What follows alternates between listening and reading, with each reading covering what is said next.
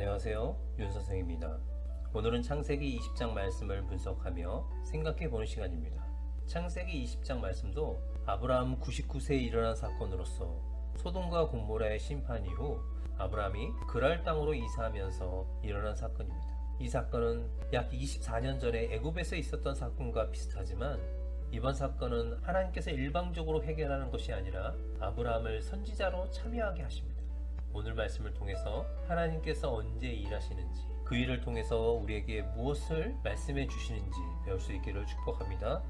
이제 몇 가지 질문을 통해서 창세기 20장 말씀을 분석하고 생각해 보겠습니다. 첫 번째 질문입니다. 아브라함은 소돔과 고모라의 심판 이후 헤브론을 떠나 어디로 갔으며 그곳에서 어떤 일이 있었습니까? 1절입니다. 아브라함이 거기서 네게부 땅으로 옮겨가 가데스와 술 사이 그랄에 거류하며 소돔과 고모라가 하나님의 심판을 받아 멸망하는 장면을 지켜본 아브라함은 무슨 이유인지 알 수 없지만 약 20년 동안 지냈던 헤브론을 떠나 남방 블레셋 지역인 그랄 땅으로 이주해서 거주하게 됩니다. 아브라함이 20년 동안 지내왔던 헤브론을 떠나 새로운 장소로 거주지를 옮긴 이유에 대해서는 학자들은 다음과 같은 이유가 있을 것이라고 주장합니다. 첫 번째, 아브라함은 유목민이었기 때문에 물과 목초지를 찾아 이주했다. 두 번째, 당시 헤브론 지역에 진입한 헷 족속으로부터 안전을 위해서 이주했다. 창세기 14장 14절에서 헤브론 지역은 아모리 족속이 차지하고 있다고 말씀해주고 있습니다.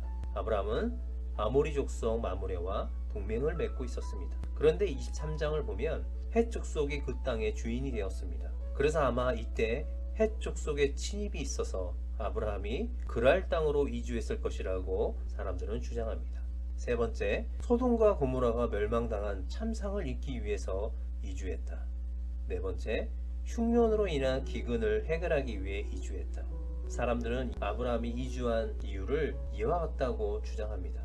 그러나 이러한 주장들은 아브라함이 20년 동안 지내온 헤브론을 떠나 그랄 땅으로 이주한 이유로 보기에는 그 근거가 부족합니다. 창세기 20장 말씀을 끝까지 잘 분석하고 생각해 본다면 우리는 아브라함이 갑자기 헤브론을 떠나 그랄 땅에 온 이유가 무엇인지 그 근거를 찾을 수 있게 될 것입니다. 이 부분에 대해서는 세 번째 질문을 통해 좀 더 자세하게 분석하고 생각해 보겠습니다. 아브라함은 그랄 땅에 들어와 거주하면서 자기 아내 사라를 누이라고 합니다. 그러자 그랄 왕 아비멜렉이 사람들을 보내어 사라를 데려갔습니다. 그날 왕 아비멜렉은 사라를 왜 데려갔을까요? 창세기 12장에서도 이와 같은 사건이 있었습니다.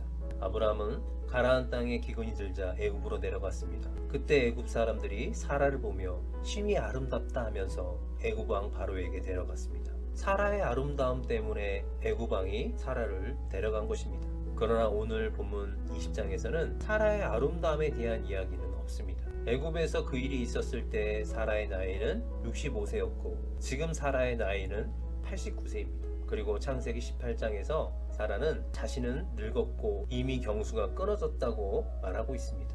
그러므로 아비멜렉이 누이라고 해서 데려갔다는 점을 볼 때 아비멜렉은 사라보다 다른 것에 관심이 있었다는 것을 짐작할 수 있습니다. 아비멜렉은 아브라함이 롯을 구출할 때 보여줬던 힘을 알고 있었기에 아브라함을 견제하기 위해 또는 아브라함과 동맹을 맺기 위해 사라를 데려갔다고 볼 수 있습니다.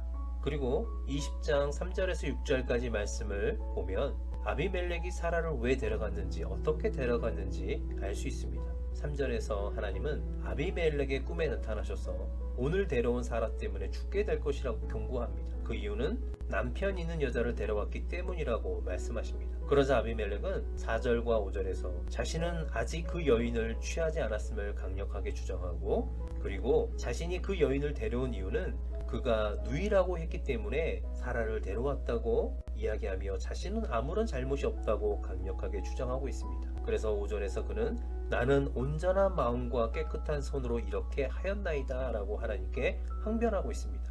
아비멜렉은 그녀를 아내로 맞이하는 과정에서 강압에 의한 것이 아니라 정당하게 행동했다는 것을 주장하고 있습니다. 그러자 하나님은 6절에서 아비멜렉이 온전한 마음으로 이렇게 행동한 것을 아신다고 말씀하십니다.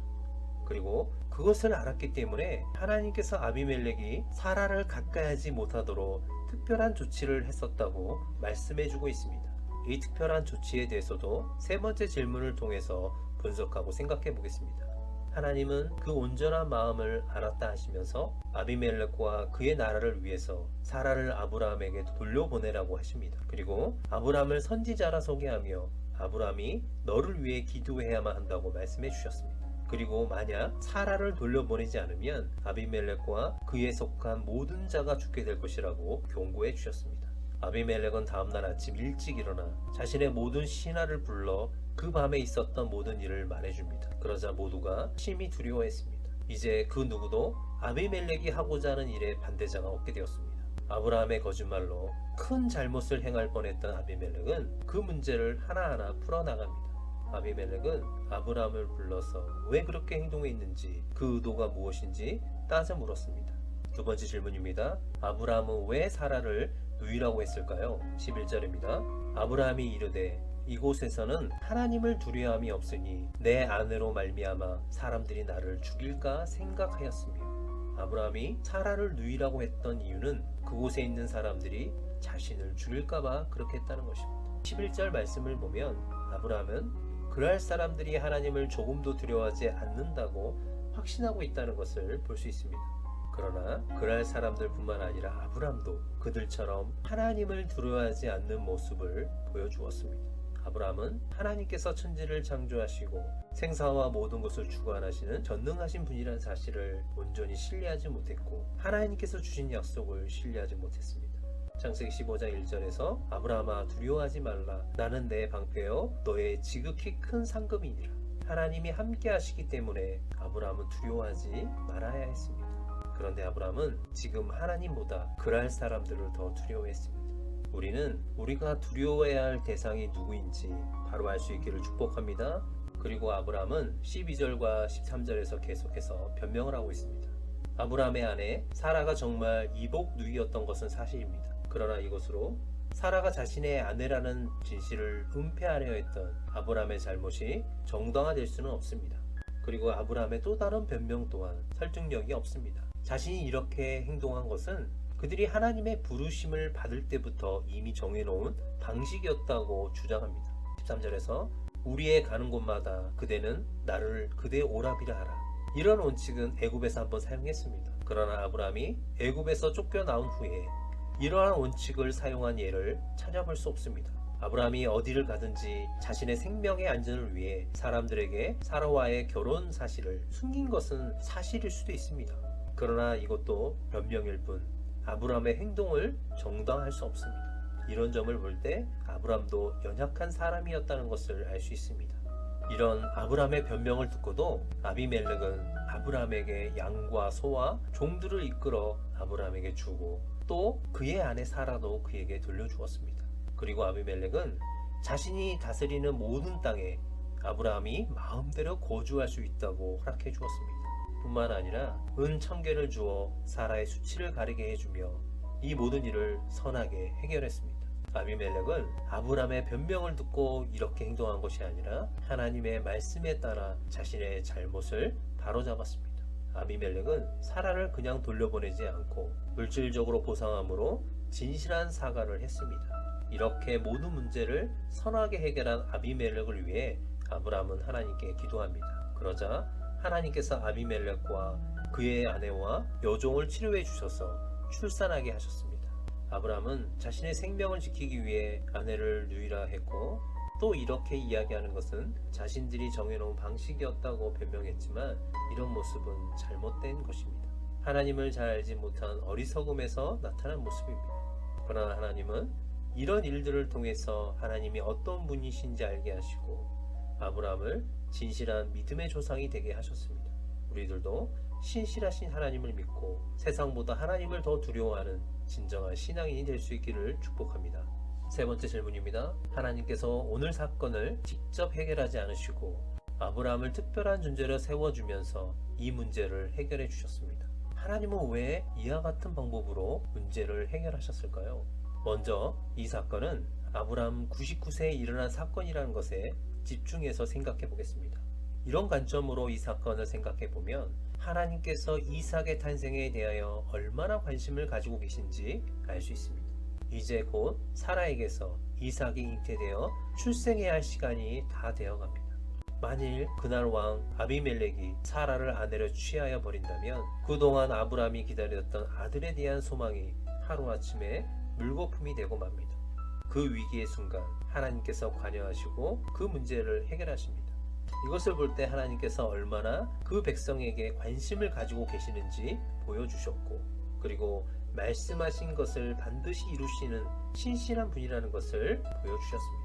그리고 6절 말씀을 보면 아비멜렉이 사라를 데려갔을 때 하나님께서는 아비멜렉이 사라를 취하지 못하도록 어떤 조치를 취했다는 것을 알 수 있습니다. 여인에게 가까이 하지 못하게 함이 이 때문이 아니냐.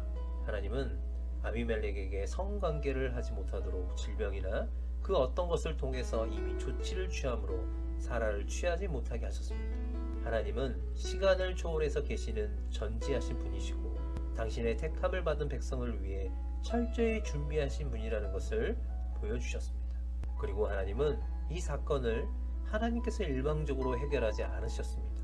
아비멜렉의 마음을 아신다 하시며 이 문제의 해결 방식을 제시해 주셨는데, 하나님께서 아비멜렉에게 이러한 기회를 주시고 방법을 제시하신 이유는 이 사건을 통해서 아브라함의 존재를 확실히 알게 해 주시기 위해서입니다.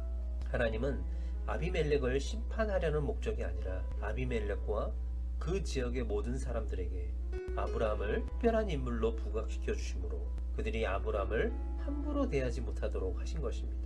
이 사건을 통해서 아비멜렉은 아브라함을 선지자로 대우하고 존중할 수밖에 없었습니다. 정치적인 존재가 아니라 대립의 존재가 아니라 종교적 존재로 아브라함을 인식할 수 있었습니다.